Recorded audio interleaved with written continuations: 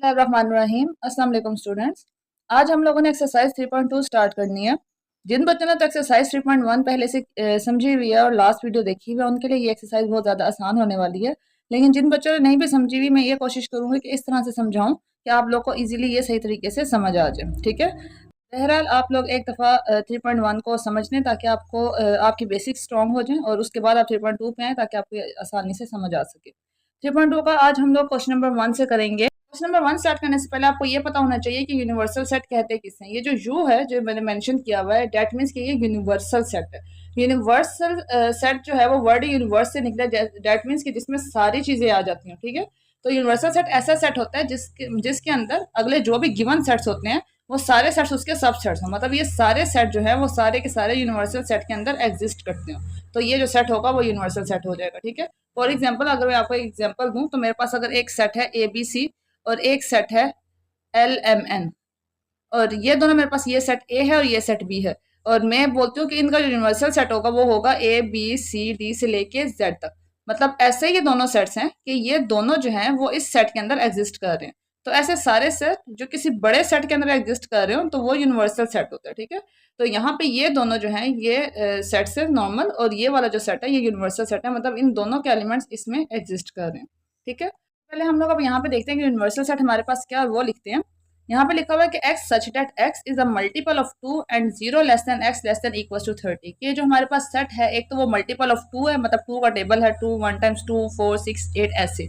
और दूसरा ये कि जो हमारा नंबर है वो जाना चाहिए 30 तक। 30 तक इसलिए क्योंकि यहाँ पे ये वाला निशान है, इसका मतलब होता है कि यहाँ तक ये नंबर जाएगा, ये इक्वल का होता है। लेस देन इक्वल टू 30 कि 30 तक जाएगा। ठीक है, और उसके अलावा यहाँ पे लिखा हुआ है 0 लेस देन x, मतलब जो x है वो 0 से ग्रेटर है। तो इसका ये मतलब हुआ कि यहाँ पे जो हमारे पास मल्टीपल्स ऑफ 2 लिखने हैं वो 0 से बड़े होने चाहिए और 30 तक जाने चाहिए। तो वह सबसे पहले लिख ले तो यूनिवर्सल सेट मेरे पास क्या बनता है। Universal set is equals to, यहाँ पे ब्रैकेट लगाएंगे, 2 4 6 8 10 12 14 16 18 20 22 24 26 28 एंड 30। तो ये 2 के मल्टीपल्स हमने 30 तक लिख लिए। ठीक है, उसके बाद ए सेट में वो ये कह रहे हैं कि x such that x is the multiples of 6, कि जो a है हमारे पास वो मल्टीपल्स ऑफ 6 हैं, लेकिन यूनिवर्सल सेट हमारा कहाँ तक है, 30 तक है। तो मतलब ये हुआ कि हमने मल्टीपल्स ऑफ 6 तो लिखने हैं लेकिन हमारी रेंज क्या है, 30 है, 30 तक लिखने हैं। तो मैं a सेट लिख लेती हूँ, a इज इक्वल्स टू बन जाएगा 6 12 18 24 30, यहाँ तक ही जाएगा बस। ठीक है, इसी तरह अगर हम बी वाला सेट देखें तो वहां पे कह रहे हैं कि x हमारे पास ऐसा सेट है जिसमें मल्टीपल्स ऑफ 8 आ रहे हैं, लेकिन मल्टीपल्स ऑफ 8 भी हमारे पास रेंज कहाँ तक है, 30 तक है। तो यहाँ मैं लिख लूंगी b इक्वल्स टू 8 16 एंड 24। उसके बाद यहाँ पे आता है हमारे पास 30 तो आता नहीं है, और जो नेक्स्ट टर्म होगी वो 30 से बड़ी हो जाएगी, तो बस ये कहाँ तक जाएगा, 24 तक जाएगा। तो यहाँ पे ये तीनों सेट जो है हमने लिख लिए। अब अगर आप इसका फर्स्ट पार्ट देखें जो यहाँ लिखा हुआ, मैंने लिखा हुआ list all elements of set A and be in tabular form, कि हमने जितने भी एलिमेंट्स हैं ए और बी के उनको टेबुलर फॉर्म में लिखना है। टेबुलर फॉर्म में मतलब ब्रैकेट्स लगा के और कॉमर्स के साथ। तो यहाँ पे देख लीजिए कि मैंने पहले ही सोल्यूशन में ए और बी के दोनों सेट जो हैं वो लिख लिए हैं, दोनों को टेबुलर फॉर्म में लिखा है। हाँ, एक एक्स्ट्रा काम यहाँ पे हो गया कि यू वाला सेट भी मैंने आपको बताने के लिए लिख लिया यहाँ पे, लेकिन ये कंपलसरी नहीं था लिखना, ये वैसे ही मैंने आपको समझाने के लिए लिखा है। इसका जो एक्स्ट्रा सोल्यूशन है वो आपके पास ये ए का सेट और बी का सेट है, इन्हीं दोनों सेट्स को हमने यहाँ पे टेबुलर फॉर्म में लिखना था। ये जो है ये एक्स्ट्रा मैंने आपको समझाने के लिए यू का सेट यहाँ पे लिखा है, ये इस क्वेश्चन का आंसर नहीं है। ठीक है, तो इसमें हमने सिर्फ ए और बी के एलिमेंट्स को ही लिस्ट करना था या बताना था टेबुलर फॉर्म में। इंटरसेक्शन से मुराद ये होती है कि इस सेट में और इस सेट में जिन दो सेट्स का हम इंटरसेक्शन निकाल रहे हैं उन दोनों में जो भी कॉमन है वो आपने लिखना है। ठीक है, तो सबसे पहले हम लोग यहाँ पे लिख लेते हैं ए और बी के सेट्स। मैं यहाँ लिखती हूँ ए इंटरसेक्शन बी। पहले आएगा ए का सेट, ए का सेट हम ऊपर ऑलरेडी बना चुके हैं, 6 12 18 24 एंड 30 ब्रैकेट क्लोज। उसके बाद है हमारे पास नेक्स्ट साइन इंटरसेक्शन का, मैं इंटरसेक्शन का साइन लगाऊंगी। उसके बाद हमारे पास बी लिखा हुआ है, डेट मीन्स कि बी के मैंने एलिमेंट्स लिखने हैं जो हैं 8 16 एंड 24, ये दोनों मैंने एलिमेंट्स लिख लिए। अभी अभी मैंने आपको ये बताया कि इंटरसेक्शन का मतलब होता है कॉमन एलिमेंट लिखना, जो दोनों में एक जैसे होते हैं। दोनों में एक जैसा कौन सा एलिमेंट है, दोनों में एक जैसा सिर्फ 24 है। यहाँ पे भी 24 है और यहाँ पे भी 24 है, बाकी सारे एलिमेंट्स आपस में डिफरेंट है। तो मैं यहाँ पे 24 लिख लूंगी। तो ए इंटरसेक्शन बी का मेरे पास आंसर आ गया 24। ओके जी, इसका थर्ड पार्ट है, उसमें वो कह रहे हैं कि draw a Venn diagram. Venn diagram बनाने के लिए हमारे पास जो होता है यूनिवर्सल सेट, उसको हम लोग हमेशा रेक्टेंगुलर शेप में रिप्रेजेंट करते हैं, और जो होते हैं हमारे पास दूसरे सेट्स, उसको हम लोग सर्कल में रिप्रेजेंट करते हैं। सेट की ये डेफिनेशन तो आपको याद होगी कि सेट कभी भी जो है वो रिपीट नहीं करता खुद को। तो बस एक ये चीज़ हमने अपने माइंड में रखनी होती है, और उसके बाद हम लोग ये करना अब स्टार्ट करेंगे। सबसे पहले मैं यहाँ पे एक रेक्टेंगुलर शेप बना लेती हूँ, जिससे मैं ये रिप्रेजेंट करूंगी कि ये मेरे पास यूनिवर्सल सेट। डायग्राम बनाने के लिए हमें सबसे पहले बनाना होता है एक रेक्टेंगल, जो कि मैंने यहाँ पे ड्रॉ कर लिया है। रेक्टेंगल के साथ मैंने यहाँ पे यू लिखा है, यू से मुराद ये है कि ये मेरे पास यूनिवर्सल सेट है, ठीक है। अब हमारे पास जो दो सेट्स बाकी होते हैं वो यूनिवर्सल सेट से छोटे सेट होते हैं, और यूनिवर्सल सेट के अंदर एग्जिस्ट करते हैं। यूनिवर्सल सेट इनसे बड़ा सेट होता है। तो बाकी जो दो सेट्स होंगे ए और बी, वो मैं यूनिवर्सल सेट के अंदर ड्रॉ करूंगी। उनको ड्रॉ करने के लिए मैं सर्कल बनाऊंगी पहले, और उसके बाद उनको सेट्स को उसके अंदर रिप्रेजेंट करूंगी। अब यहाँ पे दो सर्कल्स बना लेते हैं। यहाँ पे दो सर्कल्स ड्रॉ कर लिए। अब इस एक सर्कल को मैं बोल दूंगी ए, और इस एक सर्कल को मैं बोल दूंगी बी। अब यहाँ पे आपने एक बार नोटिस किया कि मैंने दोनों सेट्स को जो है वो ओवरलैप करके बनाया। यहाँ पे मैंने ए का सर्कल बनाया ऐसे, और उसके अंदर से निकाल के मैंने बी का सर्कल बना लिया। उसकी रीजन ये है कि हमारे पास ए और बी के जो एलिमेंट्स हैं, ए के एलिमेंट्स हैं हमारे पास वो वाले जो मल्टीपल्स ऑफ 6 हैं, और इसी तरह जो बी के एलिमेंट्स हैं वो हमारे पास मल्टीपल्स ऑफ 8 हैं। इन दोनों में हमारे पास कॉमन एक एलिमेंट है जो 24 है, जो हमने इंटरसेक्शन भी निकाला है। तो अगर जब मैं यहाँ पे सेट्स के एलिमेंट्स लिखूंगी 1 2 3 में लिखूंगी, तो 24 यहाँ पे भी आएगा और 24 यहाँ पे भी आ जाएगा। फिर 24 अगर दो दफा आ जाएगा, तो फिर ये जो सेट है वो आपस में, ये डायग्राम में एक एलिमेंट दो दफा रिपीट हो रहा है, तो वो तो फिर सेट की डेफिनेशन पूरी नहीं होती कि हमने कोई भी एलिमेंट जो है वो रिपीट नहीं करना होता।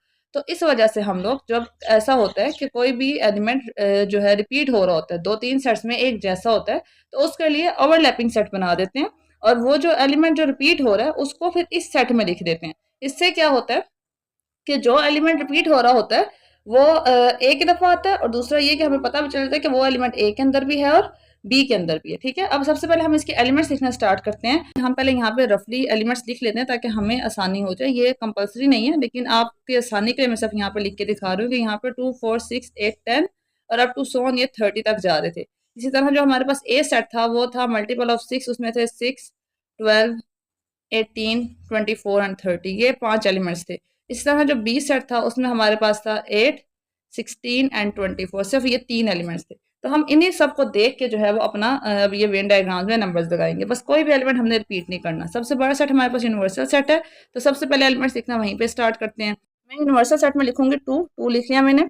उसके बाद यूनिवर्सल सेट में अगला है 4, 4 भी मैं लिख लूंगी। उसके बाद नेक्स्ट है मेरे पास 6, लेकिन 6 मेरे पास एक एलिमेंट भी है, तो वो मैं ए के सेट में लिखूंगी। उसके बाद नेक्स्ट है मेरे पास 8, लेकिन वो सेट बी का एलिमेंट भी है, तो वो मैं बी वाले में लिखूंगी। उसके बाद नेक्स्ट है 10, 10 इन दोनों का एलिमेंट नहीं है, तो 10 मैंने यहाँ पे लिख दिया। उसके बाद नेक्स्ट है हमारे पास 12, 12 6 वाले का एलिमेंट है, तो यहाँ पे लिख देंगे। उसके बाद हमारे पास है 12 के बाद 14 यूनिवर्सल सेट में, तो 14 किसी का एलिमेंट नहीं है, तो वो मैं यूनिवर्सल सेट में लिखूंगी। उसके बाद नेक्स्ट मेरे पास 16 है, और 16 बी सेट का एलिमेंट भी है और यूनिवर्सल सेट का भी है, तो वो बी सेट में लिख दूंगी। इसी तरह नेक्स्ट है मेरे पास 18, और 18 जो है 16 का एलिमेंट है, सेट ए का एलिमेंट है, तो मैं यहाँ पे लिख दूंगी। उसके बाद नेक्स्ट है 20, और 20 यहाँ पे किसी का एलिमेंट नहीं है, तो वो यहाँ पे ही आ जाएगा। उसके बाद नेक्स्ट हमारे पास जो बनता है वो 22 है, वो भी किसी का एलिमेंट नहीं है, यूनिवर्सल सेट में लिख लेंगे। देन 24 है, और 24 दोनों का एलिमेंट है। अब 24 जो है वो इधर मिड में आएगा। इससे मुराद ये है कि ये ए का एलिमेंट भी है 24, और बी का एलिमेंट भी है। उसके बाद नेक्स्ट हमारे पास 26 है, वो इन दोनों का एलिमेंट नहीं है, तो 26 को मैं यहाँ पे लिख दूंगी। उसके बाद नेक्स्ट है तो हमारे पास 28, 28 भी इन दोनों का एलिमेंट नहीं है, तो वो भी यहाँ पर आ जाएगा। यूनिवर्सल सेट में आप यहाँ पे कहीं भी रेक्टेंगल में लिख सकते हैं। उसके बाद नेक्स्ट हमारा जो एलिमेंट है 28 के बाद वो 30 है, और 30 जो है वो सेट ए में भी है और यूनिवर्सल सेट में भी है, तो मैं सेट ए में लिख दूंगी। इस तरह मेरे पास, अब अगर मैं इस पूरे डायग्राम को देखूं तो 2 से लेकर 30 तक सारे एलिमेंट्स आ गए, और कोई भी एलिमेंट रिपीट नहीं हो रहा। ए के एलिमेंट्स ए में है, बी के एलिमेंट्स बी में है, जो इन दोनों का कॉमन एलिमेंट था वो इधर मिड में लिख दिया, और जो बाकी एलिमेंट्स बच के थे जो थे मेन एलिमेंट्स यूनिवर्सल सेट के, वो सारे यूनिवर्सल सेट में लिख दिए। तो ये हमारी डायग्राम जो है वेन डायग्राम वो कंप्लीट हो गई है।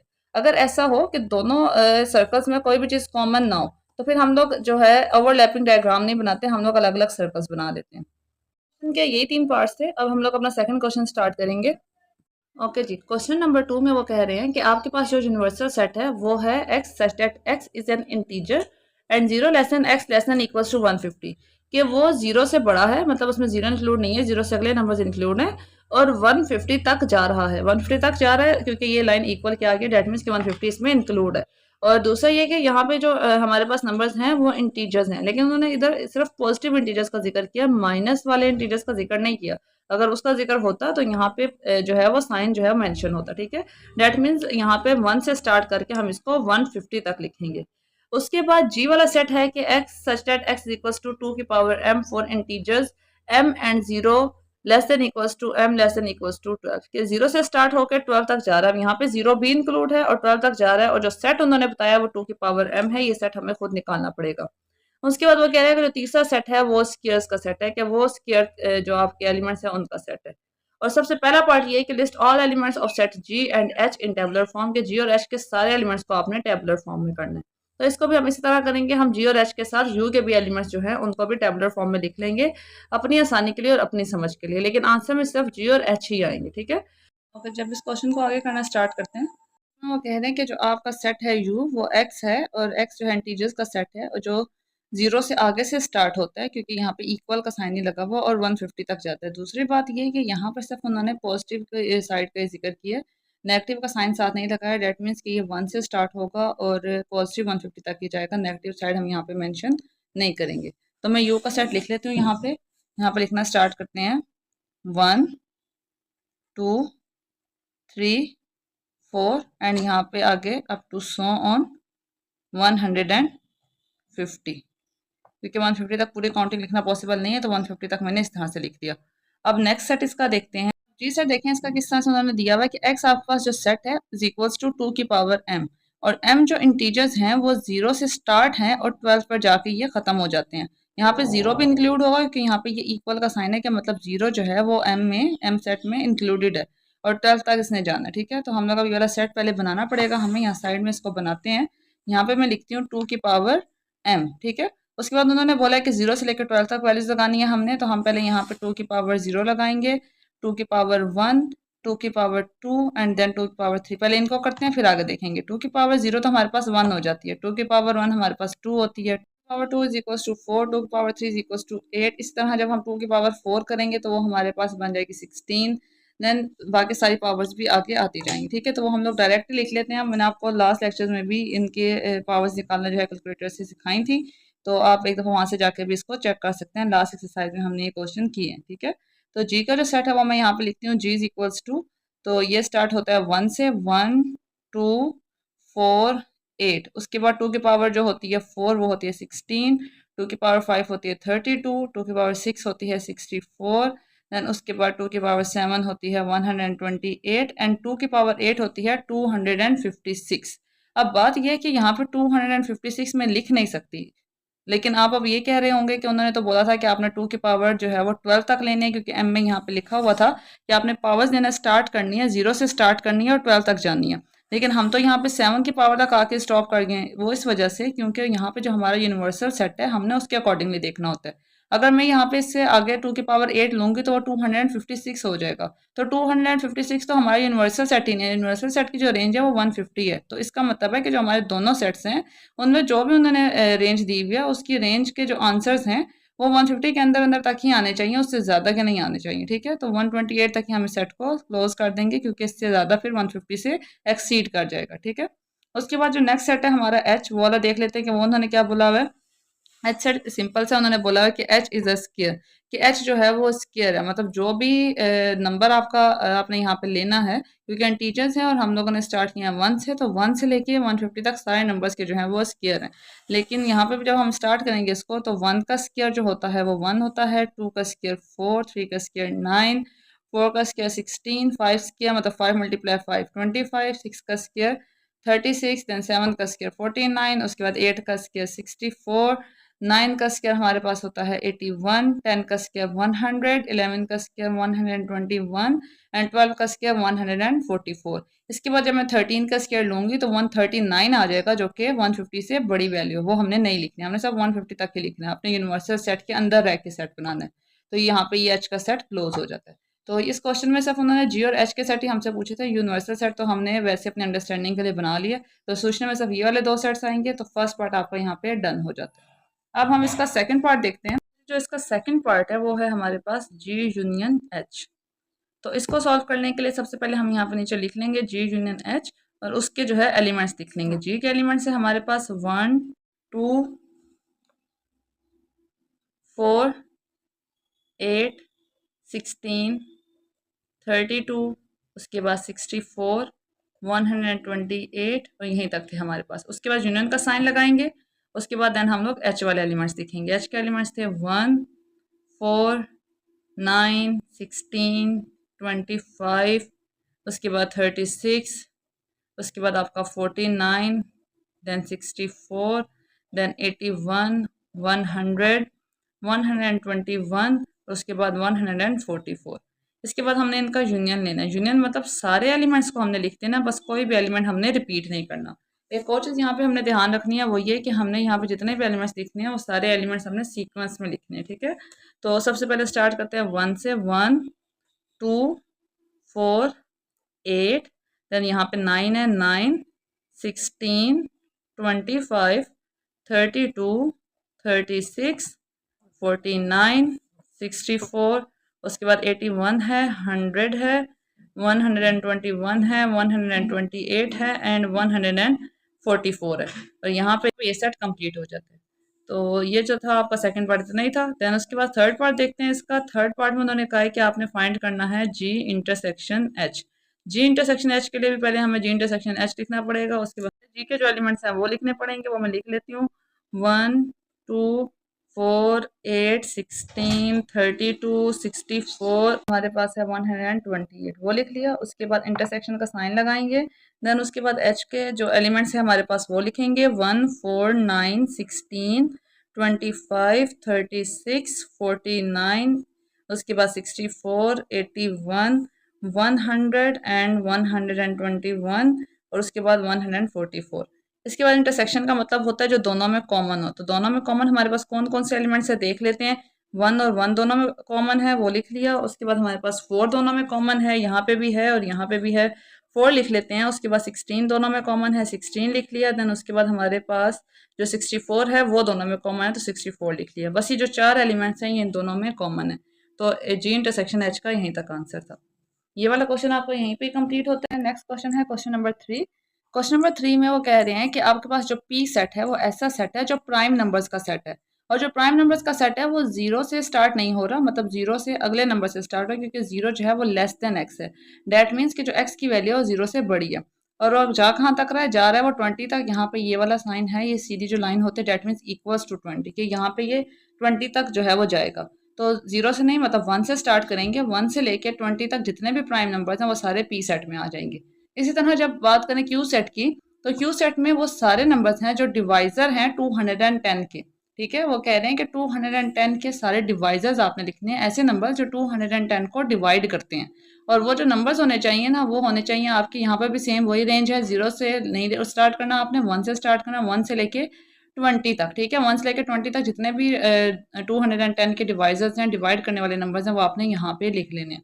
प्राइम नंबर्स तो हमें यूजली जो है वैसे भी पता ही होते हैं, लेकिन जो डिवाइजर्स हैं ये हम लोग कैलकुलेटर पे जल्दी से चेक करके तो इनको लिख लेंगे। ठीक है, तो सबसे पहले पी का सेट यहाँ पे लिखते हैं, पी और क्यू का सेट लिखेंगे, देन उसके बाद इनका इंटरसेक्शन फाइंड कर सकेंगे। यहाँ पे उन्होंने जो दो पार्ट्स दिए हुए हैं हमें इस क्वेश्चन में, एक इंटरसेक्शन और एक यूनियन है, लेकिन उसके लिए भी पहले हमारे पास जो है वो सेट होने चाहिए टेबुलर फॉर्म में।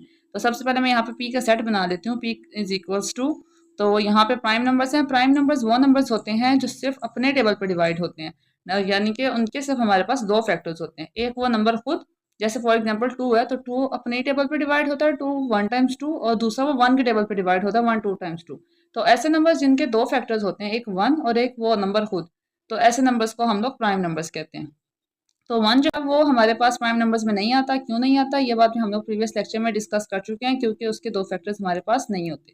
तो यहाँ पे हम 2 से स्टार्ट करेंगे, 2, उसके बाद 3 है, उसके बाद 5 है, उसके बाद 7 है, उसके बाद हमारे पास 11 आता है, देन हमारे पास 13 है, उसके बाद 14 15 16 नहीं होते, 17 है, और उसके बाद 19 है, 20 भी प्राइम नंबर नहीं है। ठीक है, उसके बाद हम लोग लिख लेते हैं क्यू के हमारे पास क्या एलिमेंट्स बनते हैं। तो क्यू के elements is equals to divisor of 210, इसके लिए हम लोग कैलकुलेटर उठा लेते हैं। तो इसके एंड पे वैसे जीरो है, तो अगर आप लोगों ने डिविजिबिलिटी रूल छोटी क्लासेस में पढ़े हों तो आपको थोड़े से याद होंगे कि जिनके एंड पे जीरो होता है, दो तीन नंबर तो पक्के जो है वो उस नंबर को डिवाइड करते हैं। जैसे 2 है, 210 को लाजमी डिवाइड करेगा, 5 210 को लाजमी डिवाइड करेगा, 10 भी इसको डिवाइड करेगा, इसके अलावा 1 भी इनको इस नंबर को जो है वो लाजमी डिवाइड करेगा। ठीक है, तो हम लोग यहाँ से स्टार्ट करते हैं। जिन नंबर्स का हमें पता है वो तो वैसे ही लिख लेते हैं, 1 से भी डिवाइड हो जाता है, 2 से भी हो जाता है। 3 के लिए वैसे ये नज़र आ रहा है सामने के ये 3 से भी डिवाइड हो जाता है, लेकिन अगर आपको फिर भी कंफ्यूजन है तो आप 210 डिवाइडेड बाई 3 करके देख लें। अगर ये 70 इस तरह का आपका पूरा पूरा डिवाइड होकर आंसर आ जाता है प्रॉपर, और कोई पॉइंट में वैल्यू नहीं आती या कोई फ्रैक्शन में वैल्यू नहीं आती, तो डैट मीन्स कि इसको डिवाइड कर रहे हैं। तो 3 भी जो है वो इसको डिवाइड कर रहा है, 4 जो है क्या इसको डिवाइड करेगा, तो उसके लिए भी देख लेते हैं। तो नहीं जी, 4 डिवाइड नहीं करता क्योंकि इसका आंसर फ्रैक्शन में आ गया, और अगर दूसरी तरह देखें तो पॉइंट में आ गया। इस तरह 5 का तो हम लोग पहले ही बता चुके हैं करते हैं। देन 6 का देख लेते हैं कि क्या 6 इसको डिवाइड करेगा। तो जी ये देख लें, अब 6 जो है उसमें ये डिवाइड हो रहा है, 35 इसका आंसर आ रहा है, तो डैट मीन 6 भी इसको डिवाइड कर रहा है। 7 इसको डिवाइड करता है क्योंकि 7 3 टाइम्स 21 होता है, तो 7 डिवाइड कर रहा है। उसके बाद 8 के लिए हम दोबारा देख लेते हैं इसको। 8 के लिए देखेंगे तो वो डिवाइड नहीं कर रहा, तो 8 नहीं लिखेंगे। 9 के लिए भी चेक कर लेते हैं, तो वो भी नहीं करता। 10 इसको डिवाइड करता है, 11 इसको डिवाइड नहीं करता, और 12 के लिए भी इसको देख लेते हैं कि क्या 12 इसको डिवाइड करता है। तो अगर हम देखा तो यहाँ पे हमें पता चला कि 12 भी इसको डिवाइड नहीं कर रहा। उसके 14 करेगा, उसके बाद 15 भी इसको डिवाइड करेगा, उसके बाद आगे 16 17 18 19 इसको बिल्कुल डिवाइड नहीं करते, और 20 भी इसको डिवाइड नहीं करता। तो ये जो वो नंबर्स हैं जो 210 को डिवाइड कर रहे हैं, मतलब 1 से लेके 20 तक जो 210 के डिवाइजर्स हैं वो ये हैं हमारे पास। अब हम इसके एक्चुअल क्वेश्चन की तरफ आते हैं, जो कि है कि हमने इसका इंटरसेक्शन फाइंड करना है। तो पी इंटरसेक्शन क्यू इस तरह से लिख लिया। एंड अगेन अब हमें सेट लिखना पड़ेगा। 2 3 5 7 11 13 17 19, यहाँ पे सेट क्लोज। देन इंटरसेक्शन का साइन, अगला सेट 1 2 3 5 6 7 10 14 एंड 15। जब हम इसका इंटरसेक्शन लेंगे तो ये हमारे पास बन जाएगा। ऐसी टर्म्स होती हैं इंटरसेक्शन में जो दोनों में कॉमन होती हैं।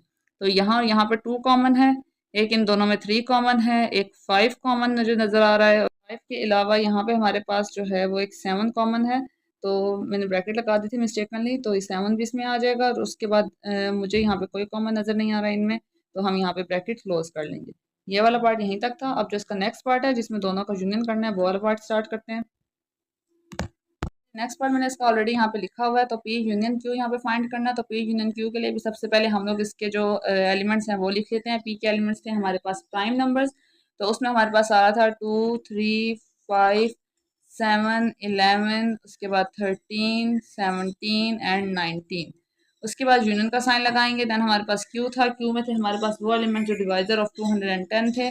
उसमें था 1 2 3 5 6 7 10 14 एंड 15, और यहाँ पे ब्रैकेट क्लोज। उसके बाद हमने दोनों का यूनियन लिखना है, मतलब सारे एलिमेंट्स लिखने हैं, बस कोई भी एलिमेंट रिपीट ना हो।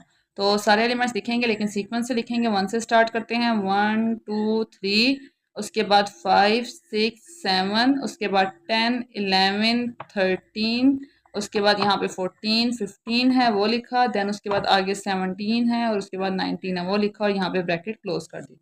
तो ये इसका आंसर है। अब हम लोग स्टार्ट करते हैं अपना next question, question number 4। Okay, जो क्वेश्चन नंबर 4 है, क्वेश्चन नंबर 4 में वो कह रहे हैं कि हमने commutative property of union and intersection जो है वो यहाँ पे प्रूव करनी है। तो उसके लिए उन्होंने हमें 2 सेट्स दे लिए हैं। तो सबसे पहले जो प्रॉपर्टी प्रूव करने के लिए ज़रूरी है वो ये है कि हमें प्रॉपर्टी पता होनी चाहिए कि प्रॉपर्टी है क्या। बस नॉर्मली नंबर्स की प्रॉपर्टीज होते हैं, कम्यूटेटिव प्रॉपर्टी होती है, तो हम a plus B equal to B plus A लिखते हैं। इसी तरह जब हमारे पास कम्यूटेटिव प्रॉपर्टी यूनियन और इंटरसेक्शन में आती है तो उसी तरह का हिसाब चलता है हमारे पास कि यहाँ पे मैं ए यूनियन बी लिखूंगी is equals to B union A लिखूंगी, तो ये मेरे पास कम्यूटेटिव प्रॉपर्टी बन जाएगी यूनियन की। ठीक है, और अगर मैं इसको ए इंटरसेक्शन बी लिखूंगी और equals to B intersection A लिखूंगी, तो ये मेरे पास प्रॉपर्टी बन जाएगी किसकी, कम्यूटेटिव प्रॉपर्टी किसकी बन जाएगी, इंटरसेक्शन की। तो ये यूनियन की कम्यूटेटिव प्रॉपर्टी है, और ये मेरे पास इंटरसेक्शन की कम्यूटेटिव प्रॉपर्टी है, और हमने बारी बारी इन दोनों को प्रूव करना है। पहले हम इस वाली लाइन का प्रूव करेंगे यूनियन की कम्यूटेटिव प्रॉपर्टी को, और उसके बाद नीचे वाली लाइन को मतलब इंटरसेक्शन की कम्यूटेटिव प्रॉपर्टी को। ठीक है, तो यूनियन की कम्यूटेटिव प्रॉपर्टी प्रूव करने के लिए भी हमें एक दफ़ा ए यूनियन बी फाइंड करना है और एक दफ़ा बी यूनियन ए फाइंड करना है, और फिर दोनों के आंसर्स आपस में इक्वल आने चाहिए। तो सबसे पहले हम लोग स्टार्ट करते हैं यहाँ से।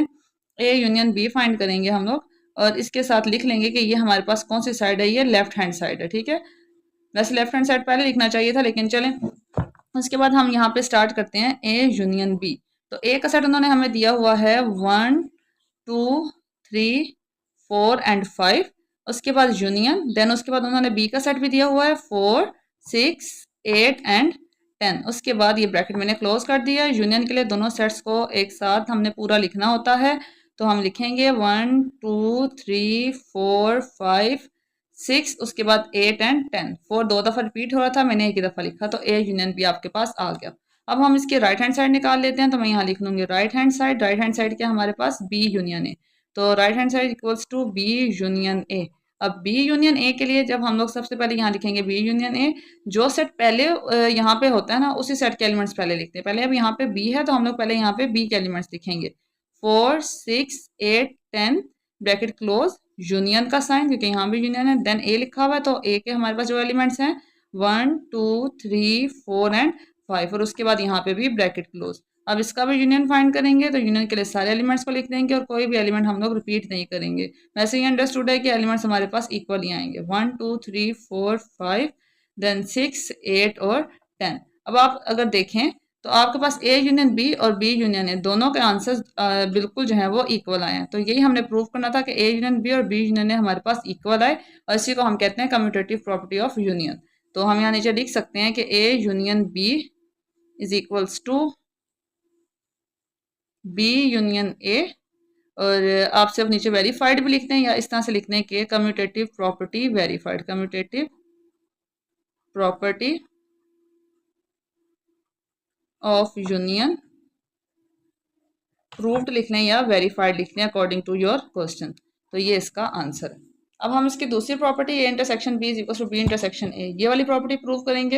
यहाँ पे एक दफ़ा प्रॉपर्टी दोबारा लिख लेते हैं, A intersection B is equals to B intersection A. इसके बाद हम लोग प्रॉपर्टी स्टार्ट करते हैं। पहले लिखते हैं यहाँ पे left hand side, left hand side है हमारी A intersection B. Left hand side के लिए इंटरसेक्शन बी मैंने यहाँ पे अगेन लिखा ए इंटरसेक्शन बी, और इक्वल्स टू यहाँ पे ए के एलिमेंट्स लिखे मैंने 1 2 3 4 5 इंटरसेक्शन, और बी के एलिमेंट्स लिखे मैंने यहाँ पे 4 6 8 एंड 10। अब इसमें देखना है हमने ये कि इन दोनों में हमारे पास क्या कॉमन है, तो इन दोनों में हमारे पास 4 कॉमन है, तो मैंने 4 यहाँ पे लिखा और ये ब्रैकेट क्लोज कर दी। अब इसी तरह मैं यहाँ पे इसकी फाइंड करूंगी राइट हैंड साइड, तो right hand side is equals to हमारे पास राइट हैंड साइड कौन सी है, बी इंटरसेक्शन ए, तो बी इंटरसेक्शन ए मैंने यहाँ लिख लिया। देन उसके बाद बी इंटरसेक्शन ए यहाँ लिखा, बी की मैंने यहाँ पे वैल्यूज लिखी 4 6 8 और 10, इंटरसेक्शन का यहाँ पे मैंने साइन लगाया। उसके बाद ए की वैल्यू लिखी 1 2 3 4 एंड 5, ब्रैकेट यहाँ पे मैंने क्लोज कर दी। अब इन दोनों में क्या कॉमन है, इन दोनों में भी हमारे पास सिर्फ 4 कॉमन है, तो B intersection A is equals to यहाँ पे क्या आ जाएगा, मेरे पास 4 आ जाएगा। तो अगर आप देखें तो ए इंटरसेक्शन बी और बी इंटरसेक्शन ए दोनों का आंसर सेम आया है, और यही हमने प्रूव करना था। तो अब मैं यहाँ पे लिख लूंगी कि A intersection B is equals to B intersection A, और नीचे लिख सकते हैं हम कि commutative property of intersection verified. ठीक है, तो मैं अब पूरा नहीं लिख रही यहाँ पे, मैं जस्ट वेरीफाइड लिख रही हूँ। तो आप लोग वो लाइन जो पीछे लिखी है इसी को यहाँ पे दोबारा लिख सकते हैं। तो ये वाला क्वेश्चन यहाँ पे खत्म हो जाता है हमारा। पार्ट 2 स्टार्ट करते हैं। पार्ट 2 में उन्होंने हमें सेट जो है वो इस तरह से जनरल फॉर्म में लिख के दे दिए। एक एन है और एक जेड है। एन जो है वो नेचुरल नंबर्स होते हैं और जेड जो है वो इंटीजर्स को रिप्रेजेंट करते हैं। पहले हम यहाँ पे सोल्यूशन के लिए लिख लेते हैं कि एन हमारे पास कौन सा सेट होता है। एन हमारे पास सेट होता है नेचुरल नंबर्स 1 2 3 और अप टू सो ऑन, ये चलते जा रहे हैं। ठीक है, क्योंकि यहाँ पर उन्होंने रेंज हमें नहीं बताई हुई। सिमिलरली जो इंटीजर्स होते हैं वो हमारे पास होते हैं 0, उसके अलावा प्लस और माइनस वाले सारी जो सारे नंबर्स होते हैं वो इसके अंदर इंक्लूड होते हैं। तो ये भी अप टू सो ऑन चलते जा रहे हैं। पहले हमने प्रूव करनी है इसकी कम्यूटेटिव प्रॉपर्टी, तो commutative property of union prove करेंगे, तो वो मैं यहाँ लिख लेती हूँ। वैसे हम लोग A union B is equal to B union A लिखते हैं जब हमारे पास सेट ए और बी होते हैं। अब यहाँ पे सेट हमारे पास एन और जेड हैं, तो हम लोग यहाँ पे क्या लिख लेंगे, N union Z is equal to Z union N, इस तरह से लिख लेंगे। ठीक है, तो ये हमारे पास जो है वो कम्यूटेटिव प्रॉपर्टी है जो हमने प्रूव करनी है। लेफ्ट हैंड साइड हम लोग लिखते हैं यहाँ पे left hand side equals to कौन सी है, एन यूनियन जेड। यहाँ मैं लिखूंगी एन यूनियन जेड, एन के जो मेरे पास हैं एलिमेंट्स वो लिख लूंगी मैं, 0 नहीं आता, 1 2 3 और अप टू सो ऑन। इसी तरह यूनियन लगा के जो यहाँ पे मेरे पास जेड के एलिमेंट्स हैं वो लिख लूंगी। जेड के एलिमेंट्स बनते हैं 0 plus minus 1 plus minus two and up to so on. अब इन दोनों सेट्स को देख के हमें ये अच्छे से आइडिया हो रहा है कि एन वो हमारे पास सेट है जिसके अंदर सिर्फ पॉजिटिव एलिमेंट्स हैं, लेकिन हमारे पास जो जेड है वो ऐसा सेट है जिसके अंदर पॉजिटिव एलिमेंट्स भी हैं, नेगेटिव एलिमेंट्स भी हैं और जीरो भी है। और यूनियन में हम लोगों ने सारे लिखने होते हैं, सारे मतलब जितने दोनों सेट्स में होते हैं। अब दोनों सेट्स के अगर हिसाब से देखा जाए तो दोनों सेट्स में हमारे पास जीरो भी बन जाता है, पॉजिटिव वाले भी सारे आ जाते हैं क्योंकि इसमें भी हैं और इसमें भी हैं, और नेगेटिव वाले भी सारे आ जाते हैं। तो एन यूनियन जेड में हमारे पास क्या सेट बन जाएगा, जीरो भी है, प्लस वाले सारे एलिमेंट्स भी हैं और माइनस वाले सारे एलिमेंट्स भी हैं। तो ये plus minus one plus minus two up to so, तो ये इसका यूनियन आ गया। इस तरह जब हम लोग इसका दूसरा पार्ट करेंगे उसके लिए हम लोग लिख लेंगे राइट हैंड साइड, और राइट हैंड साइड को equals to Z union N. उसके लिए आप पहले हमें जेड के एलिमेंट्स लिखने पड़ेंगे। तो जेड के हमारे पास एलिमेंट्स हैं zero plus minus one plus minus two up to so on, और उसके बाद यूनियन, उसके बाद एन के एलिमेंट्स हैं वन टू थ्री, तो one two three and up to so on. अब इसमें भी हमने इस तरह करना है कि यूनियन में सारे एलिमेंट्स लिखने होते हैं, तो जितने एलिमेंट्स हैं यहाँ पे वो सब लिखने हैं, मतलब जीरो भी है, पॉजिटिव भी है और नेगेटिव भी है, और इधर सिर्फ पॉजिटिव एलिमेंट्स हैं। तो मतलब जीरो भी लिखेंगे, पॉजिटिव वाले भी सारे लिखेंगे और साथ ही में नेगेटिव वाले भी सारे लिखेंगे क्योंकि वो वाला सेट भी हमारे पास है। तो इसको भी बस इतना लिख के तो अप टू सो ऑन कर देंगे कि ये हमारे पास दूसरा यूनियन आ गया। अब अगर आप देखें तो एन यूनियन जेड और जेड यूनियन एन दोनों आपस में इक्वल हैं, तो हम यहाँ पर लिख सकते हैं कि G union N equals to N union Z. अब हम इसका दूसरा लॉ प्रूव करते हैं, N intersection Z is equal to Z intersection N. तो इसके लिए पहले हम लिख लेते हैं यहाँ पे लेफ्ट हैंड साइड में हमारे पास सेट है एन इंटरसेक्शन जेड। तो यहाँ पे पहले लिख लूंगी एन इंटरसेक्शन जेड। सबसे पहले एन के जो एलिमेंट्स हैं वो लिखेंगे, वन टू आप लिखें, वन टू थ्री लिख के आप टू सॉन करें, इससे कोई फर्क नहीं पड़ता। इंटरसेक्शन का साइन लगाया, देन उसके बाद जेड के element zero plus minus one plus minus two and up to so on. Intersection से मुराद दोनों में सेम हो, ठीक है। तो इन दोनों में अगर हम देखें तो इधर वन टू थ्री है और यहाँ पे भी वन टू थ्री है, लेकिन यहाँ सिर्फ पॉजिटिव है, यहाँ पॉजिटिव और नेगेटिव दोनों है। अच्छा, अगर अब इन दोनों में देखें तो इन दोनों में जो चीज़ सेम है वो सिर्फ पॉजिटिव वाली वन टू थ्री है। यहाँ पे सिर्फ वन टू थ्री वाले एलिमेंट्स है और यहाँ पे भी वन टू थ्री है, लेकिन सिर्फ पॉजिटिव नहीं है, नेगेटिव भी है। लेकिन हमने वो एलिमेंट्स लिखने हैं दोनों में एक जैसे हैं, तो दोनों में सिर्फ one two three positive side वाले एक जैसे हैं। अब जीरो यहाँ पे तो है लेकिन यहाँ पे नहीं है, तो डेट मीन्स कि वो कॉमन नहीं है। तो वन टू थ्री जो है वो इसमें भी है और इसमें भी है, इसमें नेगेटिव है लेकिन इसमें नहीं है, तो नेगेटिव भी नहीं आएगा। तो हम सिर्फ पॉजिटिव एलिमेंट्स लिखेंगे, वो इसका इंटरसेक्शन आ जाएगा। इसी तरह मैं इसकी अब राइट हैंड साइड करूंगी, तो right hand side is equals to Z intersection N.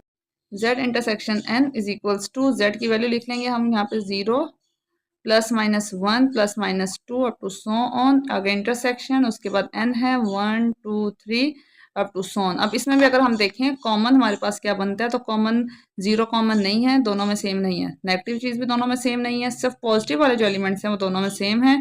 तो वो हम यहाँ पे लिख लेते हैं कि ये हमारे पास जो है वो कॉमन एलिमेंट्स है, ठीक है। इन दोनों का इंटरसेक्शन आ जाता है। यहाँ पे बेशक plus one plus two plus three लिखा हुआ है, यहाँ पे प्लस नहीं भी लिखा हुआ, तो ये बात हम लोग पहले भी डिस्कस कर चुके हैं कई दफ़ा कि पॉजिटिव साइन के लिए लिखना लाजमी नहीं होता, आप नेगेटिव साइन के लिए लाजमी लिखें, लेकिन अगर आप प्लस वन लिखें या वन लिखें वो एक ही बात होती है।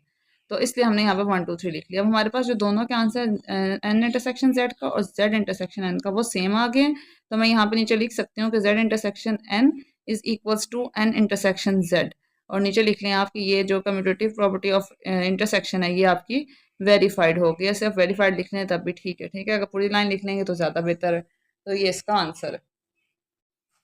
ओके जी, नेक्स्ट पार्ट स्टार्ट करते हैं। नेक्स्ट पार्ट में जो ए सेट है उसमें कह रहे हैं कि जो सेट है ए वो हमारे पास रियल नंबर्स का सेट है, और जो यहाँ पे एलिमेंट्स हैं वो आपके greater than and equals to zero हैं। तो इसका ये मतलब हुआ कि वैसे तो जब हम लोग रैशनल रियल नंबर्स की बात करते हैं तो हमें ये बात होता है कि रियल नंबर्स में सारे नंबर्स आ जाते हैं, ठीक है, चाहे वो फिर पॉजिटिव हों या नेगेटिव साइड्स के हों, ठीक है। तो अब यहाँ पे उन्होंने बहुत क्लियरली बोल दिया कि यहाँ पे जो इस सेट में रियल नंबर्स हैं वो आपके ग्रेटर देन और इक्वल टू जीरो है, मतलब उनमें जीरो इंक्लूड है और जीरो से आगे वाले जो नंबर्स हैं वो इंक्लूड हैं, लेकिन जो इससे लेस देन टर्म्स है, मतलब जीरो से लेस देन टर्म्स यानी कि नेगेटिव टर्म्स, वो इस ए सेट में इंक्लूड नहीं है। जैसे अगर हम लोग अगर नंबर लाइन की भी बात करें, मैं यहाँ पे अगर आपको ड्रॉ करके दिखाऊं तो नंबर लाइन के मिड में जीरो होता है, यहाँ पे जो राइट साइड होती है वहाँ पे सारे पॉजिटिव एलिमेंट्स होते हैं, और यहाँ पे जो लेफ्ट साइड होते हैं यहाँ पे सब नेगेटिव नंबर्स होते हैं, ठीक है। और इसी तरह ये चलते जाते हैं। तो यहाँ पे उन्होंने बोला है कि जीरो और ग्रेटर देन जीरो, मतलब zero and one two three positive side वाले इंक्लूड होंगे, नेगेटिव साइड वाले इसमें कोई भी नंबर इंक्लूड नहीं होगा, ठीक है। तो पहला तो सेट हमारे पास यही है। अच्छा, इस सेट को जो है दोनों सेट्स को हम लोग जनरली सॉल्व करेंगे।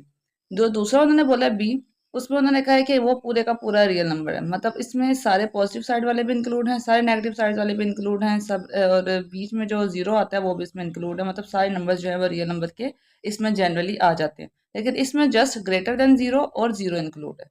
अब हम लोगों ने यहाँ पे प्रूव करने हैं कम्यूटेटिव प्रॉपर्टी ऑफ यूनियन, तो वो हमारे पास होती है A union B is equals to B union ए।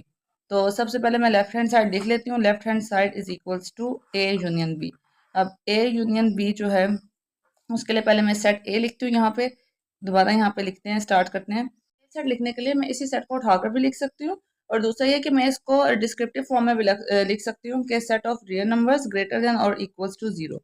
इस तरह से भी लिख लें तो कोई इशू नहीं है इसमें, ठीक है। तो ए सेट जो है वो हमारे पास ये होगा जिसमें हमारे पास सिर्फ पॉजिटिव साइड वाले और जीरो इंक्लूड है, बीच में हमने यूनियन लगा दिया। आगे बी सेट हमारे पास वो है जो सेट आर, मैंने इसका यूनियन लेना है। तो यूनियन में अगर आप ये देखें तो फर्स्ट जो सेट है उसमें सिर्फ रियल नंबर्स के जो है वो सिर्फ एक पार्ट है, मतलब जीरो है और पॉजिटिव जो है नंबर्स इंक्लूड हैं। लेकिन यहाँ पे जो रियल नंबर है इसमें नेगेटिव नंबर्स भी हैं, पॉजिटिव भी हैं और जीरो भी है। तो अगर मैं यहाँ पे सिर्फ यहाँ पे लिख दूँ आर, तो इस आर में ये वाला सारा आर भी इंक्लूड हो जाएगा। अब ये वाला अगर रियल नंबर सारा इंक्लूड हुआ तो डेट मीन्स कि ये जो पहला सेट है हमारे पास वो भी greater than equal to zero, वो भी है, तो पार्ट रियल नंबर के वो भी सारा इसमें शामिल था। तो मैं यहाँ पे अगर रियल नंबर लिख दूंगी तो उसमें ये दोनों सेट्स जो हैं वो आ जाएंगे। तो इसका जो ए यूनियन बी है वो आर है।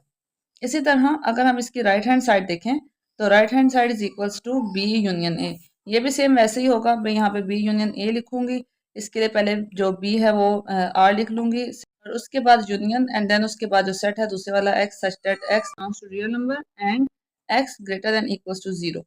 इसके बाद अब हम इनका यूनियन लिखेंगे, तो ये हमारे पास पूरा रियल नंबर का सेट है और ये हमारे पास रियल नंबर का एक हिस्सा कह लें, एक पार्ट कह लें।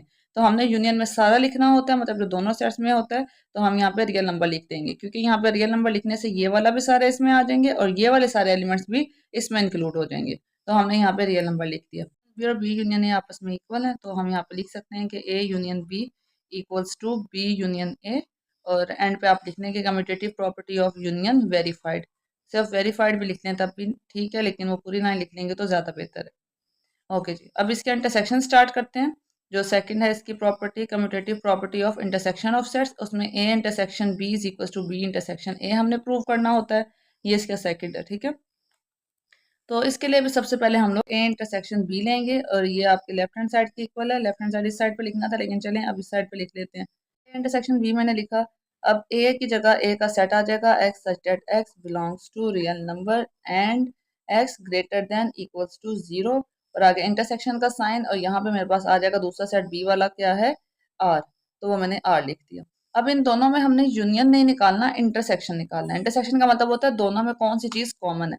अब इसमें सब greater than zero and zero वाले एलिमेंट्स हैं, इसमें ग्रेटर देन जीरो और जीरो वाले एलिमेंट्स हैं और साथ में नेगेटिव वाले एलिमेंट्स भी हैं। तो क्या मैं ये पूरे का पूरा रियल सेट उठाकर यहाँ पे लिख दूँ? अगर मैं इस पूरे को उठाकर यहाँ पे लिख दूंगी तो वो मेरा क्वेश्चन रॉन्ग हो जाएगा। क्यों? क्योंकि यहाँ पे जो नेगेटिव वाले एलिमेंट्स हैं इसमें, वो वाले एलिमेंट्स इसमें नहीं है, ठीक है। तो हमने वो एलिमेंट्स लिखने हैं जो दोनों में जीरो है, इसमें भी है, इसमें भी है, दोनों में पॉजिटिव वाले नंबर्स हैं, इसमें भी है पॉजिटिव नंबर्स, इसमें भी है पॉजिटिव नंबर्स, और नेगेटिव दोनों में नहीं है, तो नेगेटिव नहीं लिखने। तो इसका मतलब ये हुआ कि ए इंटरसेक्शन बी में हम लोग अपना ये वाला सेट लिख सकते हैं, आर नहीं लिख सकते, क्योंकि आर में एक सेट एक्स्ट्रा हो जाता है जो पहले सेट के पास नहीं है। एलिमेंट्स दोनों सेट के पास हैं, हम लोग वही वाले एलिमेंट्स लिखेंगे।